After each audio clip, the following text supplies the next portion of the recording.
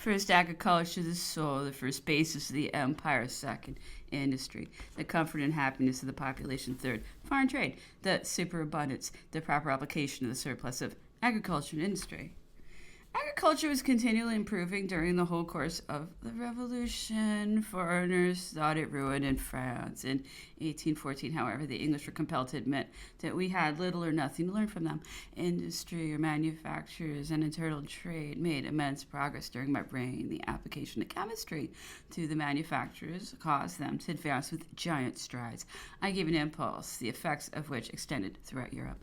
Foreign trade, which in its results is infinitely inferior to agriculture, was an object of subordinate importance in my mind. Foreign trade is made for agriculture and home industry, and not the latter for the former. The interests of these three fundamental cases are diverging and frequently conflicting.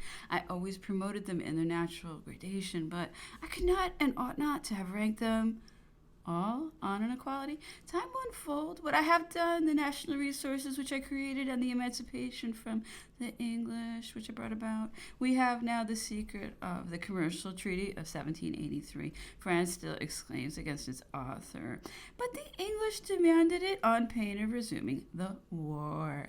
They wished to do the same after the treaty of Amiens, but I was all-powerful. I was 100 cubits high. I replied that if they were in possession of the heights of Montmartre, I would still refuse to sign the treaty. These words we echoed through Europe.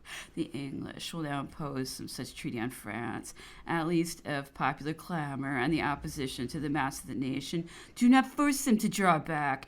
This thraldom would be an additional disgrace in the eyes of that nation, which is now beginning to acquire a just perception of her own interests. When I came to the head of the government, the American ships which were permitted to enter our ports on the score of their neutrality brought us raw materials and had the impudence to sail from France without freight for the purpose of taking in the cargoes of English goods in London. They moreover had the insolence to make their payments when they had any to make by giving bills on persons in London, hence the vast profits reaped by the English manufacturers and brokers entirely to our prejudice. I made a law that no American should import goods to any amount without immediately exporting their exact equivalent. A loud outcry was raised against this. It was said that I had ruined trade, but what was the consequence, notwithstanding the closing of my ports?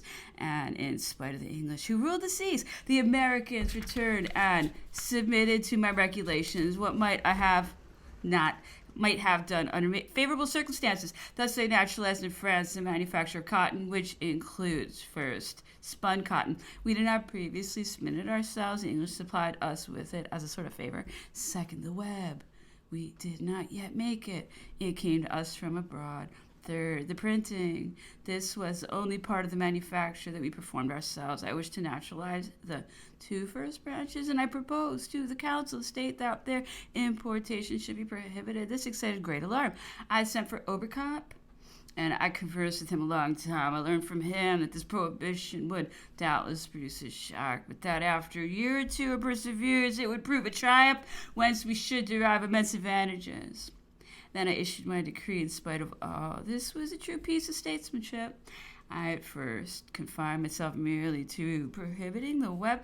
Then I extended the prohibition to spun cotton, and we now possess within ourselves the three branches of the cotton manufacture to the great benefit of our population and the injury and regret of the English, which proves that in civil government as well as in war, decision of character is often indispensable to success. I offered 1,000,000 of francs as a reward for the discovery of a method of spinning flax like cotton, and this discovery would undoubtedly have been made, but for our unfortunate circumstances. I should then have prohibited cotton if I could not have naturalized it on the continent. The encouragement of the production of silk was an object that equally claimed my attention. As Emperor of France and King of Italy, I calculated on receiving an annual revenue of 120 millions from the production fraction of silk. The system of commercial licenses was no doubt mischievous. Heaven forbid that I should have laid it down as a principle. It was the invention of the English. With me, it was only a momentary resource. Even the continental system and its extent and rigor was by me regarded merely as a measure occasioned by the war and temporary circumstances. The difficulty and even the total stagnation of foreign trade during my reign arose out of the force of circumstances and the accidents of time. One brief interval of peace would immediately have restored it to its natural level. The 24th, the Emperor informed us that he had spent full 24 hours in reading the Moniteur on the subject of the Constituent Assembly. He said he'd found these accounts as amusing as a romance. They marked the first rise of those men who had at a later period played so distinguished a part. However, he said it was necessary to have an idea of the external springs of action. Otherwise, the reports of the proceedings of the Constituent Assembly lost much of their interest and were frequently unintelligible. The spirit of the first moments, the first interests of the revolution remained entirely hidden. After dinner, the Emperor conversed on the subject of artillery. He had wished for more uniformity and less of subdivision in the pieces. The general was often unable to judge of the best mode of employing them, and nothing could be superior to the advantages of uniformity in all the instruments and accessories of war. The Emperor observed that in general the artillery did not fire sufficiently in a battle. The principal consideration in war is that there should be no want of ammunition. When there is an actual scarcity, the course forms an exception, but in every other case it is necessary to fire incessantly. The Emperor, who had himself often been nearly killed by spent balls and who knew how important such an event would have been to the fate of the battle of the campaign, maintained the propriety of firing continually without calculating expense. Moreover, you said that if he wished to avoid the post of danger, he would station himself at the distance of 300 toises rather than at 600 at the first mentioned point. The balls frequently passed over the head, but the latter, they must fall somewhere or other. He remarked that it was impossible to make artillery fire on masses of infantry when they were themselves assailed by an opposite battery. This arises from natural cowardice, said he good-humoredly, from the irresistible instinct of self-preservation. An artillery officer who's among us protested against this observation. It is nevertheless true, continued the Emperor. You immediately stand on your guard against the enemy who attacks you. You seek to destroy him lest he should destroy you. You often relinquish your firing that he may cease to harass you, to direct his charge against the masses of infantry who are of much greater importance to the fate of the battle. The Emperor frequently adverted to the Corps of Artillery, in which he had served in his youth. He said it was the best constituted corps in Europe. It was a sort of family service. The officers were quite of a paternal turn, the bravest and worthiest men in the world, pure as gold. They were somewhat too far advanced in life because the peace had continued too long. The young men laughed at them because sarcasm and irony were the fashion of the day, but they adored them and never failed to render justice to their merits. 25th. We have received the third and last package of books brought by the frigate. The Emperor has greatly fatigued himself by assisting in unpacking and arranging them. About 3 o'clock, several persons were presented to the Emperor, among others the Admiral and his lady.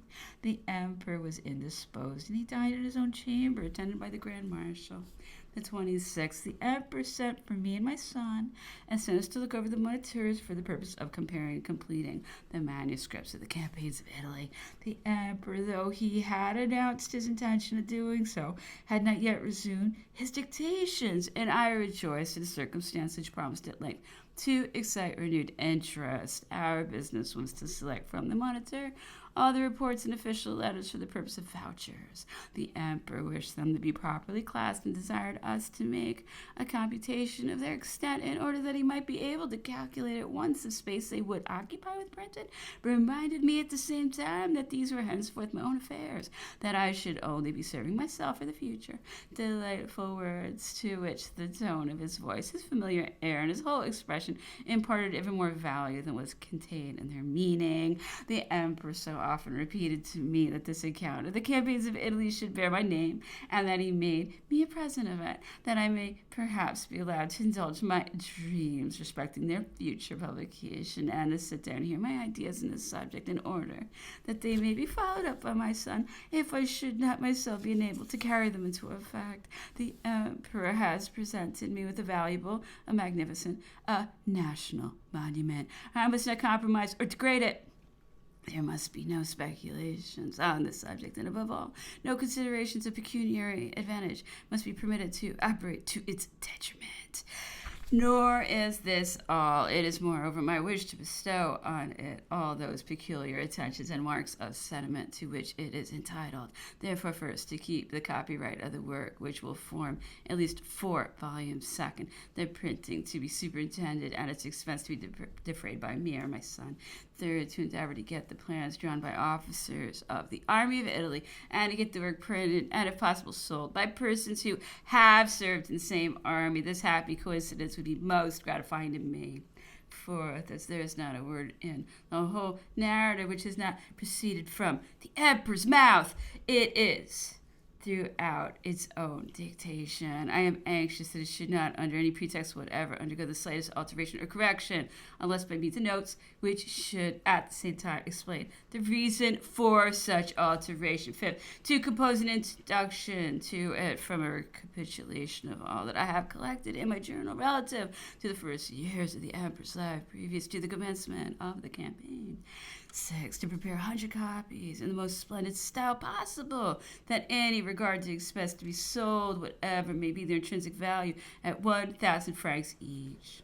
To all these copies may be attached not a facsimile, but a few lines of the real handwriting of Napoleon, of which I have a certain quantity in my possession. 7th, to keep in reserve a second 100 of copies similar to the preceding, to be afterwards sold when the former are disposed of at 500 francs each. 8th, after these 200 copies, to print the rest only on the commonest paper and at the cheapest rate, so that the work may be sold at a very low price. Every invalid of the Army of Italy will receive it gratis. Every wounded soldier shall purchase it at half price, and to every officer it shall be sold at 1/4 less than its cost. 9th, to enter into an agreement with an English, a German, a Russian, an Italian, and a Spanish bookseller, so as to ensure to them the publication of a translation before the rest of the trade, without any other return on their part than the obligation of taking 500 French copies, or pledging themselves, should they prefer to circulate the 500 finest copies of their edition with the French text opposite the translation. 10th, lastly, if the produce of the work will allow of it, to print as a complement and continuation a list of the Army of Italy, which may no doubt be procured from the records of the War Department. If my son should entertain other ideas on this subject, or should have others suggested to him, he may blend them with these, or give them the preference if they deserve it. A sure method of obtaining hints and avoiding mistakes on this subject would be to form a small committee of members of the Army of Italy who would all feel equal interest in the work. Today, during dinner, the emperor again reviewed the character of his generals. He passed an eulogium on several of them, the greater number of whom are now no more. He bestowed the highest praise on the talents of General Drouot. Everything in life is a problem, said he. It is only by what is known that we can come at what is unknown. He observed that he knew to a certainty that General Drouot possessed every quality necessary to make a great general. He had sufficient reasons for supposing him superior to many of his marshals. He had no hesitation in believing him capable of commanding 100,000 men, and perhaps, added he was far from thinking so himself, which, after all, can only be regarded as an additional good quality. He again alluded to the prodigious valor of Murat, whose courage, he said, so often preceded their judgment that they might have been capable of the greatest absurdities, if it could have been supposed possible, in a case in which they had well considered the danger. Such is the mystery, said he, of certain actions in certain individuals. The inequality between temper and understanding explains all. The conversation turned on the Battle of Hohenlinden. The emperor remarked that it was one of those great triumphs that are brought about by chance and obtained without plan. Moreau, he repeated, was destitute of invention. He was not sufficiently decided, and therefore he was most fit to be employed on the defensive. Hohenlinden was a confused sort of affair. The enemy had been unexpectedly attacked amidst its own operations and was conquered by troops whom he had himself penetrated and nearly destroyed. The merit rested chiefly with the troops and generals of the partisan corps, who had been most exposed to danger and who had fought like heroes. When speaking of the campaigns of Italy, we observed to the emperor that the rapid succession of his daily victories, which filled the mouth of fame, must have been a source of great delight to him. By no means, replied he, but at least they were supposed to have been so by those who were at a distance from the scene of conflict. They may be.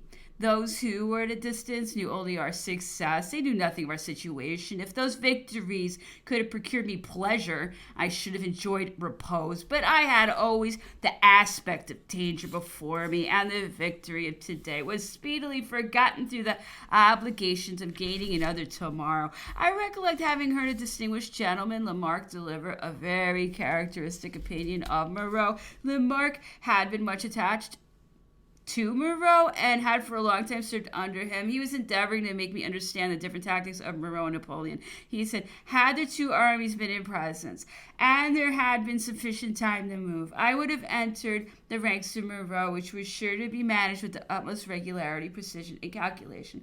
On these points, it was impossible to excel or even to equal Moreau. But if the two armies had approached within 100 leagues of each other, the emperor would have routed the enemy 3, 4, or 5 times over before the latter could have had time to reconnoiter his forces. Thursday the 27th. We had nearly gone without our breakfast. An incursion made by the rats, who had entered our kitchen from several points during the night, had deprived us of everything eatable. We are much infested with these animals. They are of enormous size and very daring and mischievous. It took very little time to penetrate our walls and floors. Attracted by the smell of the victuals, they could make their way into our drawing room. Whilst we were at dinner, we were several times obliged to give them battle after dessert. And one evening, when the emperor wished to retire and his hat was handed him, a rat of the largest size jumped out of it. Our grooms had tried to rear some poultry, but they were compelled to abandon the attempt because the rats devoured all the fowls. They would even seize them in the night on their perches. The emperor was this day translating some review or journal in which it was mentioned that Lord Castlereagh had asserted at a public meeting that Napoleon, even since his fall, had not hesitated to declare that as long as he had reigned, he would have continued to make war against England, having never had any object but that of her destruction. The emperor could not help feeling provoked by these words. Lord Castlereagh said he, with indignation, must be much accustomed to lying and must place great dependence on the credulity of his listeners. Can their own good sense allow them to believe that I could ever make such a foolish speech?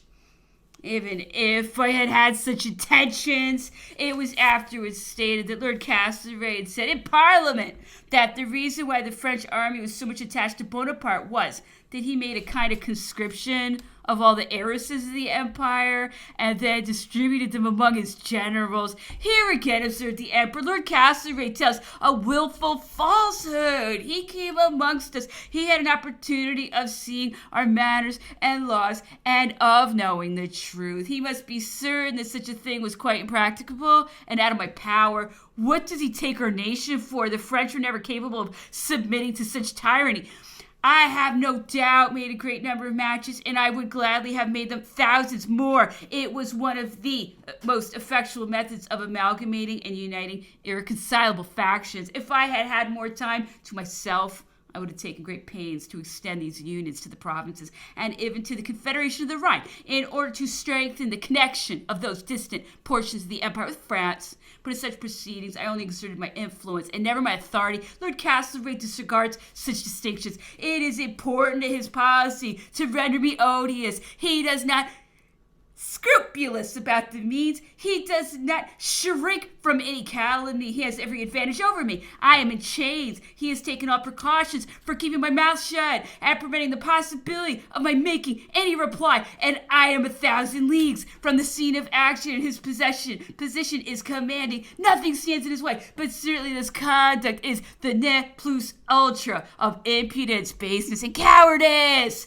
I shall now introduce an instance which may serve to prove the truth of the foregoing assertions of Napoleon with respect to French heiresses. I had the account from the mouth of the person chiefly interested. Monsieur d'Aligre had a daughter who was heiress to immense property. The emperor conceived the idea of marrying her to Monsieur de Caulaincourt, Duke of Vicenza, for whom he had such a particular regard that he was looked upon as a kind of favorite. His personal qualities, no less than his high official employment, rendered him one of the first personages of the empire. The emperor therefore never imagined that there could be the slightest impediment to this union, except for Monsieur d'Aligre, who often came to court and made his request. But Mr. d'Aligre had other views and declined the advance. Napoleon urged it in every possible way, but Mr. d'Aligre remained immovable. From this manner of relating the affair to me, it was evident that he thought he had shown great courage, and in fact he deserved the credit of having done so, for he imagined, like all of us, it is very dangerous to thwart the emperor's inclinations. We were, however, all deceived. We did not know Napoleon. I'm not convinced that the justice due to individuals and family rights in particular are sacred to him, and I never heard that Monsieur d'Aligre suffered any inconvenience whatever through his refusal. After dinner, the emperor tried some of Pigault-Lit-Brown's romances and others of the same kind, but in vain. After turning over a few pages of each, he rejected them all, saying that they were all in very bad taste.